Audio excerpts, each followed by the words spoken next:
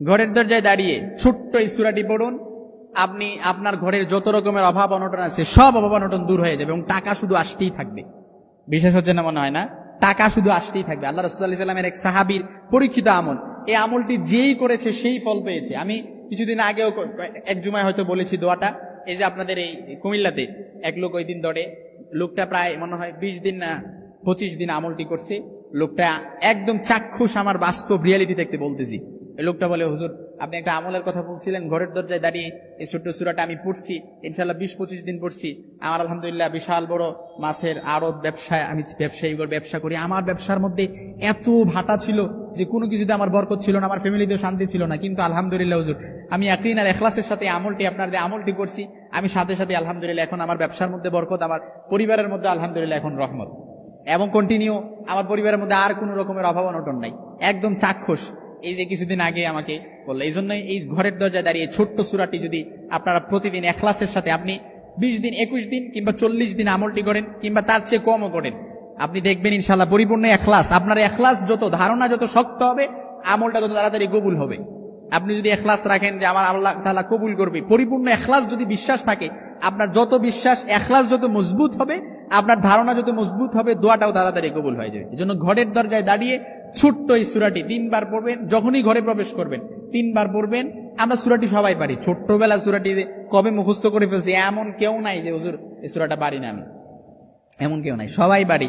এজন্য ঘরের দরজায় দাঁড়িয়ে এক সাহাবী আল্লাহ রাসূল সাল্লাল্লাহু আলাইহি ওয়াসাল্লামের কাছে, একদম পরীক্ষিত আমল, আল্লাহ রাসূল সাল্লাল্লাহু আলাইহি ওয়াসাল্লামের কাছে এসে বলি, ইয়া রাসূলুল্লাহ আমার কোনো কিছুতেই বরকত নাই, আমার ফ্যামিলিতে বরকত নাই, ইয়া রাসূলুল্লাহ আমার সংসারে অভাব অনটন দূর হয় না, টানাপোড়েন লেগেই থাকে, একটার পর একটা ঝামেলা লেগেই থাকে, কখনো সন্তান বিবি অসুস্থ, কখনো মা অসুস্থ, সংসারের মধ্যে কোনো ঝামেলা নাই, ইয়া রাসূলুল্লাহ রান্না নাই, আমার সংসারে বরকত হয় না, আমার কিছু আমল শিখাইয়া দেন ইয়া রাসূলুল্লাহ, এই আমলটা করে যেন আমি কিছু আমার সংসারের মধ্যে বরকত হয়, আমার অভাব অনটন দূর হয়ে যায়। আল্লাহর হাবিব সাল্লাল্লাহু আলাইহি সাল্লাম বললেন, যাও, টেনশন করিও না, চিন্তা করিও না, এমন একটা আমলের কথা শিখাইয়া দেব, আজকে যদি আমলটা করতে পারো, তুমি আমলটি যদি কন্টিনিউ করতে পারো, তুমি সাথে সাথে ফলাফল পেয়ে যাবে।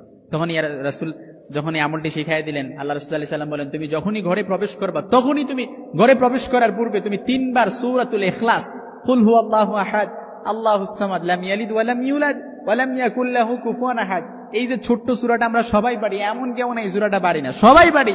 এই সূরাটা পড়ে আপনি যদি 3 বার পড়ে যখনই ঘরের ভেতর প্রবেশ করবেন, 3 বার সূরাটা পড়ে প্রবেশ করবেন, তারপর আপনি কন্টিনিউ, কিংবা 7 দিন বলেন, 1 সপ্তাহ বলেন।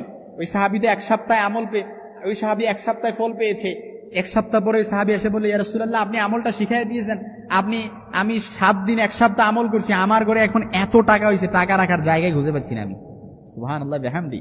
এই জন্য আমলটা করেন আপনি, এই যে পরীক্ষিত আমল, যেই আমলটি করেছে সেই ফল পেয়েছে।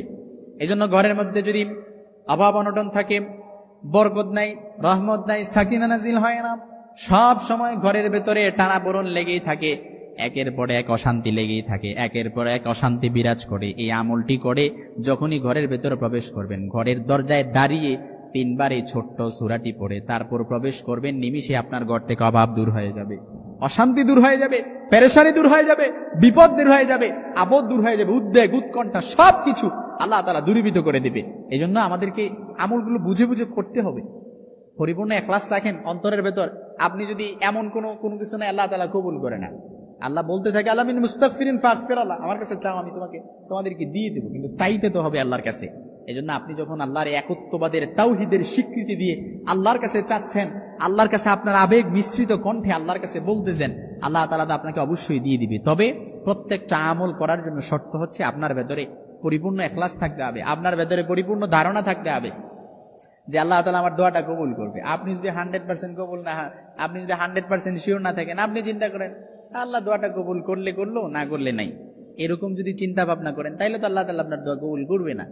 এই জন্য আমরা যেন এই ইখলাসের সাথে আমলটি করি, ইনশাআল্লাহুল আজিজ। আমি বলে দিচ্ছি, যে আমলটি করেছে সেই ফল পেয়েছে। এই জন্য আমরা করবো তো ইনশাআল্লাহ, আল্লাহ কবুল করুক, পারেন আমিন।